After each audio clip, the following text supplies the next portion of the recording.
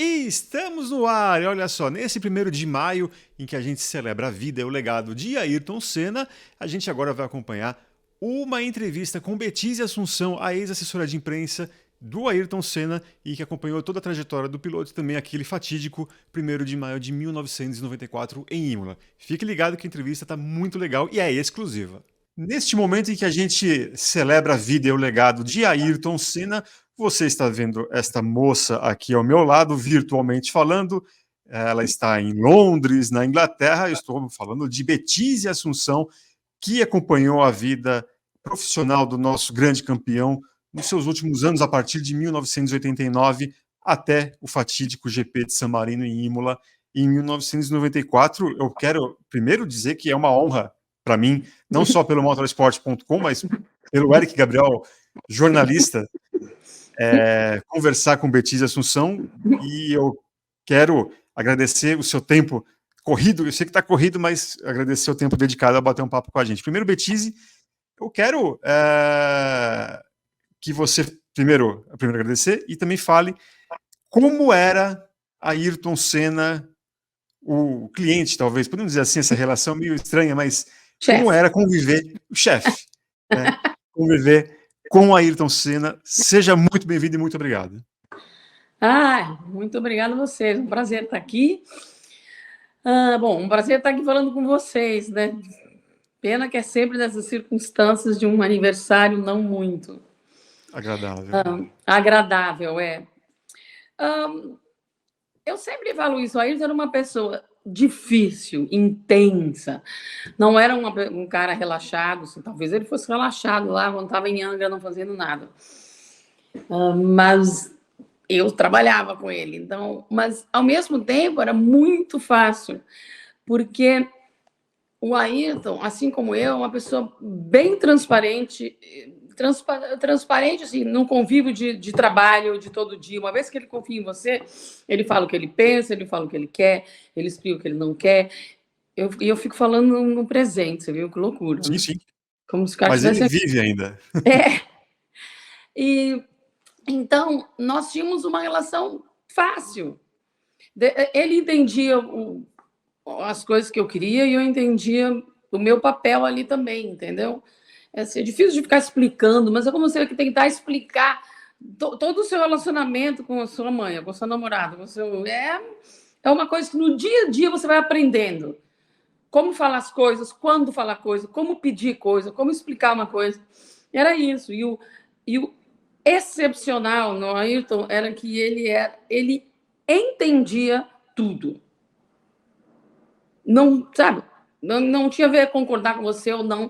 Então, como eu fui conhecendo ele, quanto mais eu conhecia, mais eu ia explicando o porquê que eu tinha tomado uma decisão, porquê que eu estava mudando tudo. Então, e no horário certo, no dia certo, eu propunha uma coisa, olha, tá uma bagunça, fica todo mundo se empurrando, vamos tentar fazer uma coisa assim? Vamos. Por quê? Para você só falar uma vez, eu aviso todo mundo que vai ser assim, e eu falava, eu vou tirar, quando eu tirar eles de lá, você tem que ficar quieto. Ele não gostava, assim, ele ficava meio assim. Ele não, como eu, todos, pelo menos as pessoas, sabe aquelas pessoas assim, excepcionais, famosas, milionárias, tudo, ninguém quer ouvir o que não quer ouvir. Ninguém, às vezes nem sabe que não quer ouvir, mas quando ouve alguém, tipo, dizendo para ele o que fazer, não acha graça, entendeu? Ele não era diferente, ele não achava graça. Mas eu não era uma pessoa que ficava ali dizendo, então tá bom, então tá. Quando ele me falava besteira ou falava uma coisa que não funcionava, eu falava, não vai funcionar assim, por causa disto. Ou quando eu vim e propunha uma coisa, ele falou, mas não vai dar certo. Por exemplo, dava entrevista, eu falava, quando fazia umas entrevistas especiais, eu tive essa ideia, vamos juntar pessoas de línguas diferentes, que não são competidores. Não esquece que isso foi antes de internet, ninguém ficava lendo o jornal do outro online, tá? Então, dava para sentar um cara da Bulgária que fazia Fórmula 1 com um americano que não era revista disso, com outro. Eu tinha um calhamaço de informações que eu dava para todos eles, explicava de novo. Sendo jornalista, eu podia explicar, leia tudo, informe-se direito. Se você já vai ter 45 minutos, o cara é pouco, não é pouco. Não é pouco. Se você não perder o seu tempo perguntando besteiras, que começa a religião, sabe? Começa a relação com Deus, quem é a sua irmã, mas, sabe? Coisas que todo mundo já foi perguntado milhões de vezes, lê, a não ser que você consiga um outro approach dessa história, ele vai ficar bravo com razão. E eu, como jornalista, falo assim, eu também vou ficar brava com você. Porque você não pode ter 45 minutos de exclusividade com o cara e fazer pergunta besta. Entendeu? Fazer pergunta de amador. Faça o seu estuda antes. Aí o Ayrton fala, mas eu vou ficar lá 45 minutos. Vai. Você tem que ficar lá. Não, eu não posso ficar lá. Não é assim que faz com o jornalista. Eles vão achar que eu estou controlando o que eles... Vai estragar a entrevista. Eu vou botar o gravador. Você é um cara que fala bem. É verdade, não dá puxando o saco. Você é um cara que fala bem. Eles estão todos alertados. Ninguém vai te perguntar bobagem. Se vocês conseguirem atrair a atenção dele, ele vai adorar. Ele vai ficar lá. Que eu vou tentar parar a entrevista e não vou conseguir. E era assim mesmo. Porque quando ele se engajava com uma conversa, estava tentando explicar uma coisa, e ele precisava ser entendido. Então, ele explicava nos mínimos detalhes. Ele pensava, ele falava devagar. E tudo funcionava, entendeu? E assim, então, você explicava para ele o que ia acontecer. Ele falou, tá bom, entendi. Então, eu nunca joguei ele numa fogueira que ele não soubesse o que ia acontecer. Então, nesse ponto, era super fácil. É interessante o que você está dizendo, Betise, porque, obviamente, até para explicar para a galera também, a gente, durante muito tempo, nós tivemos o Charles Marzanasco Filho, até como um colaborador do motorsport.com nos nossos podcasts, e você dividia essa função. No Brasil era o Charles, popular Charlinho, e você a parte internacional. E me parece que o seu relacionamento com ele era... você falou da maneira como ele era um cara direto, mas você me parece também, por esses minutos que a gente está batendo um papo aqui, também é o papo reto. Né? E eu creio que neste momento, você tendo papo reto e ele papo reto, saiu faísca em algum momento, mas no momento em que os dois entenderam como era o jogo, a coisa fluiu tranquilamente. Foi assim, mais ou menos? Foi, mas assim, sem faísca, porque apesar de eu ter uma tendência a sair faísca, ele não tinha nenhuma, e ele era meu chefe, então também não dava para folgar. Entendeu? Mas o que eu sempre deixava claro, assim, então eu fazia uma coluna para 4 rodas, eu fazia uma coluna para o Japão, eu fazia uma coluna para a Alemanha. Então eu fazia todas as entrevistas, tudo organizadinho, e aí eu explicava para ele, no domingo, e às vezes passava para a segunda porque ele não conseguia. No domingo, eu vou te fazer 2 perguntas sobre isso, isso e isso, porque eu vou juntar aquilo lá que você falou, não sei o que lá, o tom da coluna do Japão vai ser essa, o tom da coluna, não sei o que lá. Então, no fim, ele sabia que eu tinha escolhido o horário certo para fazer. E que 10 minutos que ele desse só para mim, porque ele não dava tempo para mim nenhum. Eu fazia tudo do que os outros perguntavam, do que eu guardava, né? Saía 3 colunas, entendeu? Então, ele também gostava. Ele também, às vezes, guardava. Ele aprendeu a guardar uma coisa para depois me dizer, aconteceu isso. Que tal você pôr? Acho que aquilo vai... Porque ele foi começando a entender também como tudo funciona. E que tudo que eu estava fazendo era para poupar o tempo dele. Você acredita que o Ayrton ele tinha um tratamento diferenciado com a imprensa, acho que sim, a brasileira, que estava cobrindo a Fórmula 1 sempre ali, em loco, pelo carinho, pelas conquistas terem sido lá os jornalistas japoneses e o europeu. Você acha que ele havia um padrão de comportamento em respostas, com a nacionalidade dos jornalistas, ou era basicamente, podia mudar de acordo com o jornalista em si, não necessariamente sendo pela nacionalidade dele? Bom, ele tinha um tratamento diferente com os brasileiros. Porque você fala com um brasileiro diferente. Você, como brasileiro, Sim. fala com um brasileiro diferente. Tinha uma relação de muito mais tempo, talvez, enfim. Você falando uma língua estrangeira, por melhor que você a fale, você está sempre meio que escolhendo as palavras. E o Ayrton escolhia as palavras em qualquer língua. Então, a não ser... Com as outras... naquela coisa diária, ele praticamente repetia a mesma coisa nas 3. Eu sempre deixei o Brasil por último, os brasileiros, porque a razão principal era Na minha época, tinham 16 grandes prêmios. Hoje em dia tem 23, eu acho, né? 24 Mas na época, agora. nossa, mãe do céu. Naquela época, 16, 12 na Europa. Desculpa, eram 18, 12 na Europa. Aí tinha Brasil, Japão, África do Sul, Austrália. Estados Unidos, enfim. Tinham 12, então a grande maioria era na Europa, aonde o Brasil tinha 5 horas atrás. Então, os brasileiros podiam ser o último, porque eram brasileiros e também porque tinham tempo para depois escrever. Se estendesse mais, não atrapalharia ninguém, entendeu? Porque nem me lembro, acho que eu dava 15 minutos para cada um. Então, quando acabava os ingleses, tchau, 15 minutos, acabou. Ninguém fala assim mesmo, acabou. Não deixava nenhum inglês ficar, né? Porque era o único jeito. Entendeu? A primeira vez que eu fiz isso, até eu tive de falar para o editor que acabou, ele vai sair. Depois ele falou, mas você interrompeu eu falando, ficou bravo. Você interrompeu eu falando, você não pode interromper eu falando. Eu falei, se você responder a um inglês, na hora que está os italianos, só porque ele fala italiano, o brasileiro também vem, amanhã vai ter, e vai montar aquela bagunça que era antes. Não tem outro jeito, entendeu? Daí ele entendia que ele não gostou, que eu fiz isso na frente dos outros. Eu falei, a próxima vez não comece a responder, porque eu vou sempre ficar alerta e nunca vou deixar. Então, rapidamente, você entrou num acordo todo, né? Se ele tivesse uma entrevista mais não exclusiva, mas particular, assim, com menos gente, aí eu acho que ele se soltava mais dependendo do jornalista e da inteligência da conversa. Se ele gostasse da conversa, se a conversa engajasse ele ficava mais solto. Ele não era uma pessoa solta, mas sim. Né? A gente sabe. Desculpa, a gente sabe que ele teve um relacionamento bom, mas durante um período eles não se falaram, dele com o Reginaldo Leme.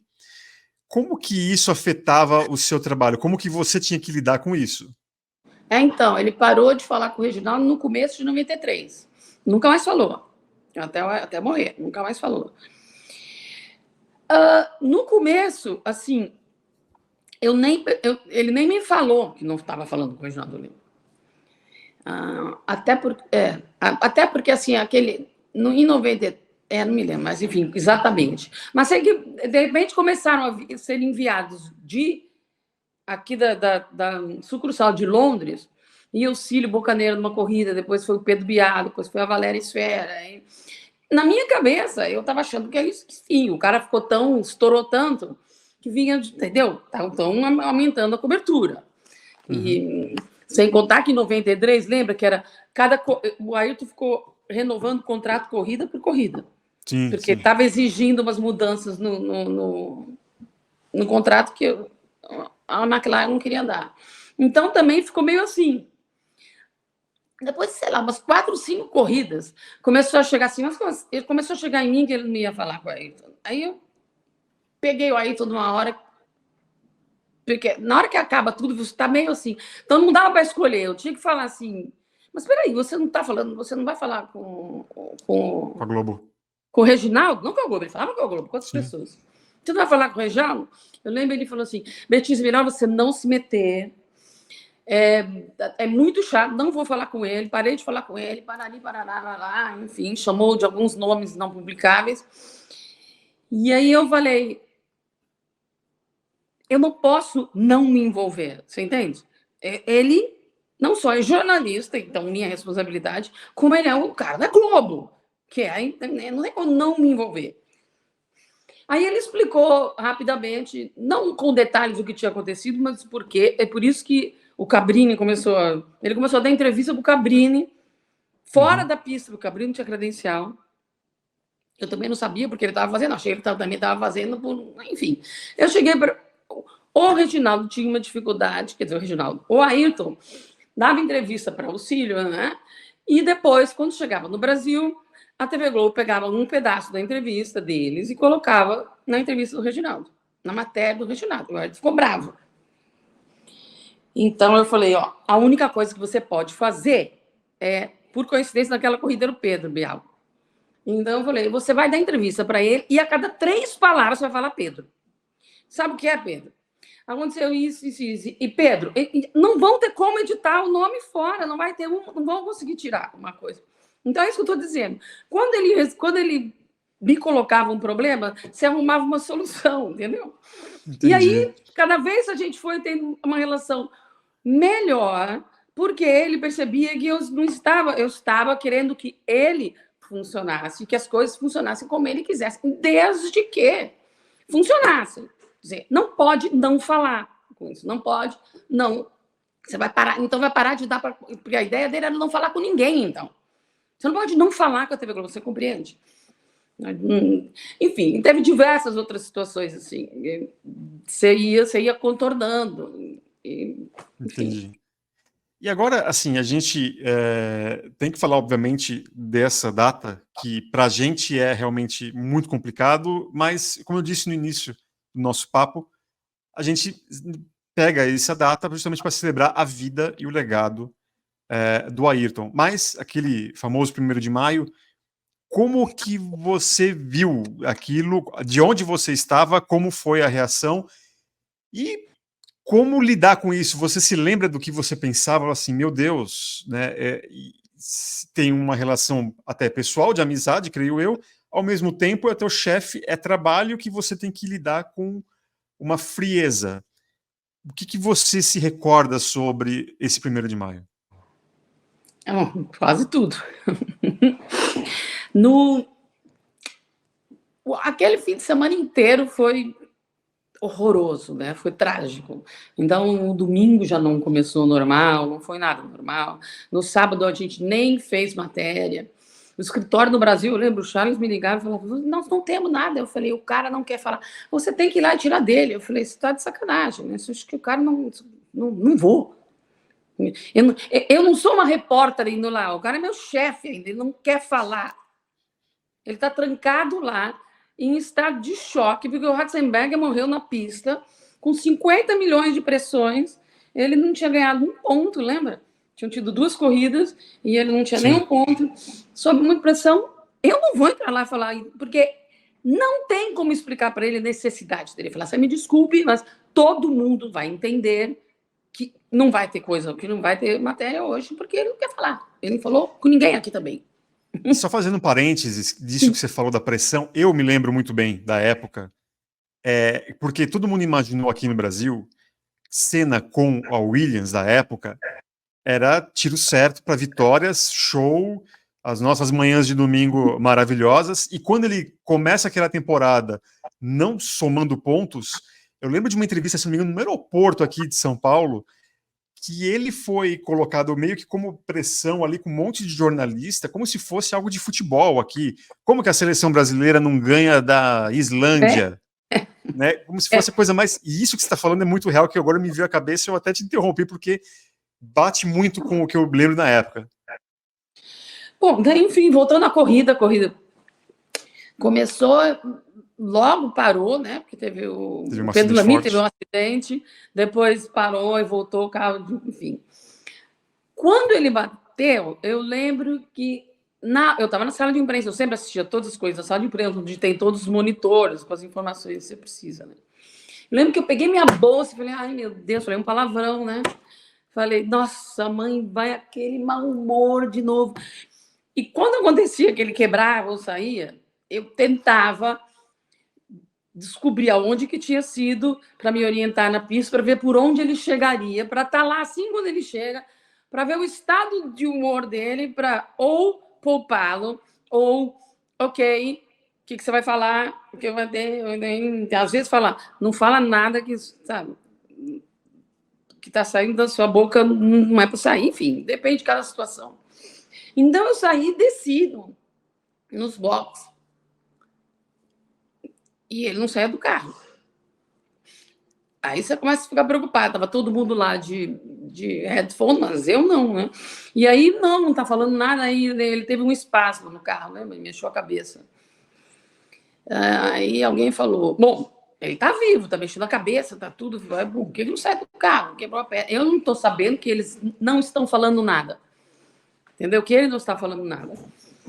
E, enfim, aí chegou o Leonardo, filho dele, irmão dele, para entrar também querendo informação, sabe? Ninguém sabia nada. Ficamos ali um pouco, corremos para a torre. porque os carros saíam de lá, iam para a torre, enfim, na torre, naquela... Fomos para lá para tentar pegar minha informação, foi quando o Bernie desceu e nos viu ali, e falou, apontou para ele e falou, quero falar com você, em inglês. Aí eu disse, ele não fala nada. Aí comecei a ir junto, ele falou, não, você não, só com ele. Falei, bom, mas é que ele não fala língua nenhuma, né? Só português. Ah, tá bom, então você pode vir. E aí aconteceu aquela história que eu já contei diversas vezes, já escrevi até a respeito, que o Bernie contou para o Léo que o Ayrton tinha morrido, mas que não ia ser revelado porque ela não podia parar a corrida. Isso é uma lei, era uma lei na Itália, nem sei se ainda é. Bernie, que você fala Bernie Eccleston. Que na época era o presidente da FOCA. Acabou que dali fomos para o hospital. Bom, o Léo contou para a família, né, no telefone, mas aconteceu um incidente com um assessor de imprensa que era da FIA naquela época, o Martin Whittaker. Ele tinha sido, nos 4 anos anteriores, o assessor de imprensa da McLaren. Então eu tinha uma relação, né, boa, muito boa com ele. Ele era o assessor da FIA. Ele entra no motorhome nesse meio tempo e fala, o que está acontecendo? Porque nessa altura estava a Slavitsa, a mulher do Bernie, chorando, né? Léo, meio fora de si, alguma coisa. E daí o Bernie contou para ele que tinha. E ele falou, não foi o que eu disse na sala de imprensa. Eu disse na sala de imprensa que ele bateu a cabeça. Porque em inglês o Bernie tinha dito, he's dead. Então, eles falaram, não, então, I said, na sala de imprensa eu disse that he's hit his head. Aí eu olhei para os dois e falei, vocês estão de brincadeira, né? Vocês querem que eu acredite nisso? Não, foi isso que eu falei. Então, e não tinha nem assim, eu quero que você acredite. Ficaram, aí o Bernie percebeu que não devia ter contado. O Bernie, eu acredito que quis contar até de boa vontade. Conhecia a família, gostava, quis deixar eles informados, mesmo uma informação que não era para ser geral. Então, sabe, enfim. Sei que aí eu peguei o Martin Whittaker, fui para uma outra sala e sentei com ele e falei, Martin, deixa eu te explicar o que aconteceu. Foi isso, quer dizer, a família já está informada que ele morreu. Ô, Léo, você está com uma história que é, obviamente, o que é para ser dito na sala de imprensa. Eu entendo, mas aqui não é sala de imprensa, e aqui ele já tem essa informação. Não, ele bateu a cabeça. Eu falei, eu sei que ele bateu a cabeça, isso não é a questão, né? E aí eu comecei a ficar tão irritada, que eu falei assim, ok, é o seguinte, se você mantiver essa história, eu vou ter de sair daqui, ir ali e falar para o Léo que o cara não morreu. Ele vai ligar para a família no Brasil e vai contar, ele não morreu. Ou seja, você está dando esperança falsa para essa família. Não, ele bateu a cabeça. Eu voltei e falei, tive que ligar para o Brasil, então fomos para o hospital depois, todos achando que ele não estava morto. Quer dizer, na prática, não estava. Fisiologicamente, imagina, não sei como é a expressão. Foi artificialmente arrumado um batimento cardíaco. Então, realmente, pela lei e tudo mais, ele não estava morto. O coração ainda estava batendo. Tecnicamente, ele não estava morto ainda. Exato. Na prática. Mas essa é... enfim, o caso que eles sabiam que eles podiam usar para continuar a corrida. O meu problema não era... O meu ponto não era continuar a corrida, era o total... nem sei o que falar. Erro, né? Em gerenciar a situação. Bom, fomos para o hospital, pegamos um helicóptero, fomos para o hospital com o Joseph Leber, que era um fisioterapeuta e massagista, sim, tudo do Ayrton naquela época. E aí ficamos lá horas, todo mundo querendo saber tudo. Subiu um padre que queria dar últimos extrema-unção, chamam. E aí pergunta para o Léo, enfim, que aí gerenciando a história inteira. Aí, quando chegou todo mundo, não sei te dizer que hora, 5h30, talvez, quando acabou a corrida, todo mundo foi para... Chegou o Guerra e falou, eu quero ir ver o Ayrton. E eu falei, ó, não recomendo, porque o padre veio aí, saiu num estado de choque, dizendo assim que ele estava irreconhecido, que a cabeça está enorme. Não, eu quero, porque eu quero, porque eu quero. Eu falei, vai sozinho, porque eu não vou entrar. Foi sozinho, saiu também horrorizado. Nessas alturas, depois sei lá quantas ligações que já tinham sido feitas no Brasil para saber, e agora como tá? Bom, tá igual, é agora. Entende? Desci, porque queriam falar com alguém que soubesse alguma coisa. Então, o Sid Watkins, que era o médico da Fórmula 1 na época, que era amigo deles, que foi quem, no dia anterior, contou para o Ayrton que o Ratzenberger estava morto na pista e que não iam anunciar para não parar a corrida, mesma coisa. Então vai para o Grossi Dioc. Eu saí para o Grossi Dioc e falei assim, bom, mas, ó, quem que vai falar com ele? Porque ele não fala português. Não, chama, ele fala um pouco de francês, Viviane fala francês. Tá bom. Então tá, achei. Ele estava sentado lá num grupo com o Braga, o Galvão, não vou lembrar quem mais, talvez até o Guerra. Aí eu falei, ó, tava com aquele tijolo, né? Que celular era um tijolo, lembra? Sim, sim. Aí eu falei, ó, Cid, aqui a família do Ayrton quer falar com você. Por quê? Não, querem saber notícia do que aconteceu com o militar. Ele falou, mas querem saber, estão com medo. Ele falou assim, Betise, ele morreu na pista. Aí eu falava assim, mas não é essa informação que eles têm. Ele estava meio que me tratando como se eu fosse uma idiota. Assim, eu não estava lá nem para ter opinião, e nem. Porque falar para mim, mas ele morreu na pista. Eu vou falar, eu sei. Eu falei, não é isso a informação que a família tem. Porque oficialmente não era essa a informação que a família tem. Aí ele falou assim: saía massa encefálica pelo nariz quando eu cheguei aí. Já estava, né? Eu falei, repito, não é essa informação que eles têm e não é essa informação que você deu antes. Então, agora você fale com eles e explique-se. Passei o telefone, entendeu? Aí, muito pouco tempo depois, foi oficialmente anunciado. Certo. Que ele estava morto. Não, desculpa. E até para para respirar um pouquinho, Betise, mas uma vez que oficialmente tudo havia se confirmado, como que você tinha que lidar com questões profissionais? Assim, você se lembra de ter realmente conseguido separar essa questão emocional sua perante o trabalho que você tinha que fazer? Completamente. Eu sou assim sempre. Eu nunca entro em pânico.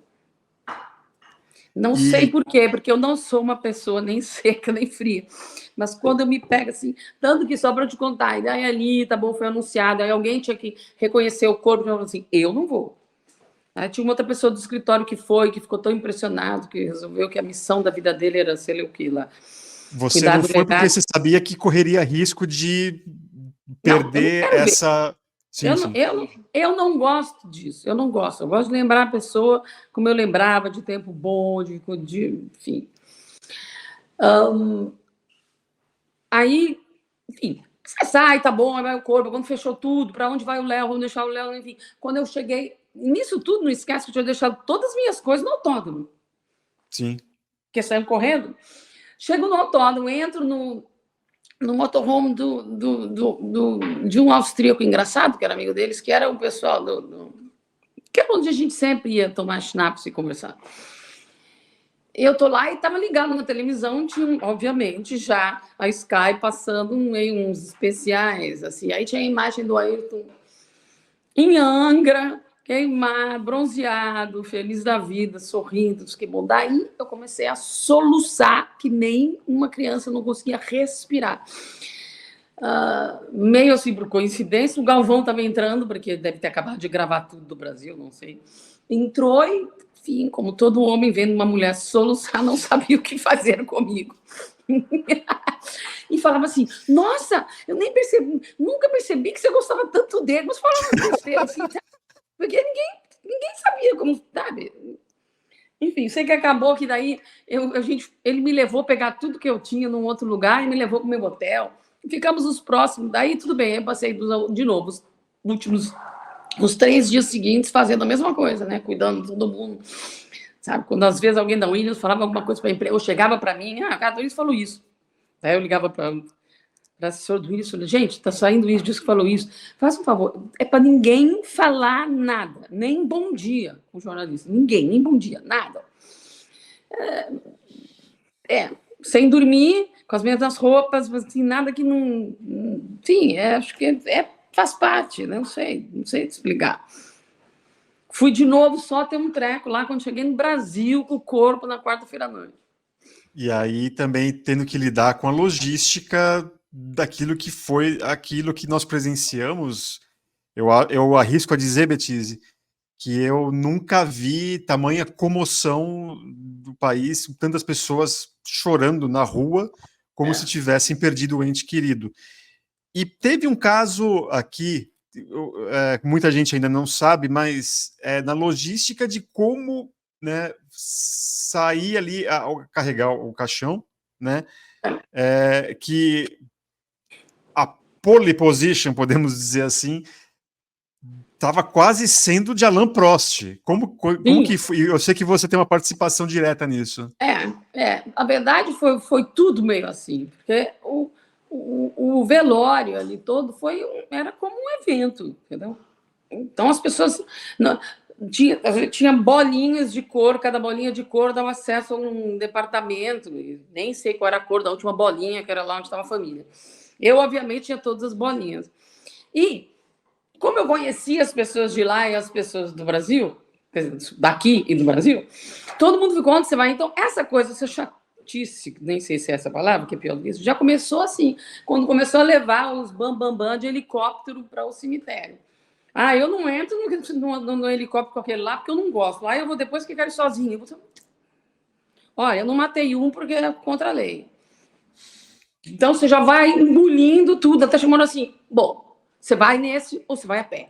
Só tem esse. Sabe assim? Tinha uma hora que você tenta acomodar todo mundo e fala, meu Deus do céu, você entendeu? Eu enterro uma pessoa, tá todo mundo pensando. Então você já vai.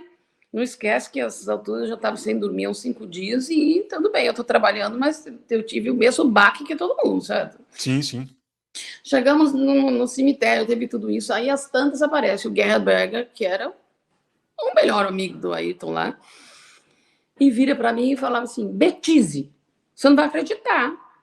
Eles decidiram que quem vai estar bem na frente carregando o caixão é o Alain Prost e o Jack Stewart, as duas pessoas que o Ayrton mais detestava. Aí eu falei, mas quem decidiu isso? Não sei. Aí ele falou, acho que foi o Braga, mas pelo jeito é por número de campeonatos mundiais. Daí eu fui lá, aí cheguei, tinha um monte de, não sei se era polícia, mas segurança, né? Fui conversar, e eles falaram assim, não, na verdade ninguém vai carregar o caixão é super pesado. Ele vai estar em cima de um carrinho, um carrinho mesmo. Ele encaixa assim, eles só vão empurrar. Então, de novo, nem perguntei quem tinha decidido, se eles já tinham sido, sabe, como falar, informados, que era isso que aconteceu. Eu cheguei lá e falei, então, como se eu tivesse decidido, sabe? Então é o seguinte, vai ser assim, na frente vai ser mais ou menos por altura, para ser 2 altos na frente, 2 altos atrás. Nem sei, gente, nem sei como eu cheguei nessa conclusão. Você inventou um critério ali. Para sair quem eu queria. Não quem eu queria, quem eu achava que o Ayrton ia querer. Né? E eu já tinha parado o Damon Hill quando ele chegou e falei assim, você vai lá segurar. Ele ficou totalmente espantado, não se preocupe. Então, na frente ficou o Guerra, aí eu falei, vai ser assim, por altura, e vai diminuindo, e atrás também é alto. Para ficar igual.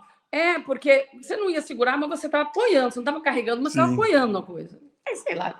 Aí vai ser assim, um brasileiro atrás do brasileiro, um estrangeiro, e alternando. Então, no fim, ficou o Guerra na frente e o Emerson Fittipaldi. Atrás do Guerra ficou o Rubinho, com Alan Prost. E aí, acho que atrás do Alan Prost ficou... Ai, nem sei. Enfim, eu fiz essa regra, sei que lá no fim, acho que estava o Damon Hill e isso. Então, foi mais ou menos foi essa a história.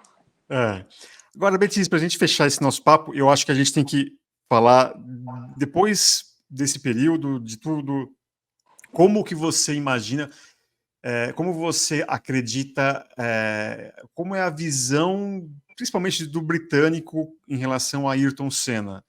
Hoje, você acha que ele é lembrado, tudo aquilo que ele fez na pista, fora da pista, é justo, é de acordo com aquilo que ele era, ou você vê de alguma maneira que talvez ele poderia ser mais bem lembrado do que é, necessariamente? Bom, fora do Brasil, e aí eu não estou incluindo o Japão, porque eu até não acompanho o que sai no Japão, mas eu imagino que também tenha um lado bem carinhoso. Claro que nunca é igual ao brasileiro, mas Sim. uma coisa mais especial. Aqui eu não assisto Fórmula 1, acompanho há muitos anos, então não sei nem te dizer. Eu sei que assim, o Hamilton gosta muito, né? Era o ídolo dele, então fala e relembra. Acho que a família, né, alimenta e não sei se a palavra promove, mantém, né? Sim. O nome dele, o legado todo. Então, aqui, pelo que eu sei, ele é lembrado e tratado de uma maneira que eu acho que ele gostaria, só como um piloto extraordinário, rápido, enfim, melhor que todos que já tinham aparecido na chuva, recorde de pole positions, um cara que tirava do carro mais do que qualquer outro piloto da sua época, mas ao mesmo tempo um cara assim ousado, que muita gente considerava, não sei se perigoso seria a palavra, mas que ele tomava mais, ele corria mais riscos do que ele deveria. E que arrojado, e também acho que, como a gente, eles tratam da mesma maneira, assim, né? Que perda. Entendi. Olha só, a gente, infelizmente, nosso tempo está se esgotando e eu já vou deixar aqui registrado ao vivo não que a gente não está ao vivo, mas registrado publicamente que Betise, quando estiver aqui em São Paulo, não é um convite, é uma convocação para a gente ouvir mais histórias, porque obviamente não é só dessas histórias mais tristes, mas tem uma série, eu sei que existe uma série delas também, sobre a sua carreira, né, não só com o Ayrton, né, e também até, quem sabe aí, para motivar a galera que esteja querendo seguir nessa profissão, você tem ali uma série de não só dicas, mas de como se fazer, né, como um trabalho bem feito. Então, a gente já convoca aqui para a sua presença aqui nos estúdios da Motorsport Network aqui em São Paulo, para a gente poder bater um papo muito mais tranquilo e um papo que a galera, que eu tenho certeza, vai curtir bastante. Certo, aceitada a convocação. Maravilha. Betise, muito obrigado mesmo pelo seu tempo, pelas suas histórias, pelo nosso papo, e nos veremos em breve. Sim, prazer, Érica. Até daqui a pouco. Olha, é isso aí. Então, galera, você que acompanhou esse papo, muito obrigado também. E fica aí registrado. Em breve teremos a Betise por mais tempo. E você que está acompanhando o motorsport.com, continue assim. Se inscreva no nosso canal. Também acompanhe o motorsport.com nas redes sociais, além de acompanhar as notícias no nosso site. Eu fico por aqui. Um grande abraço a todos e tchau, tchau. Tchau.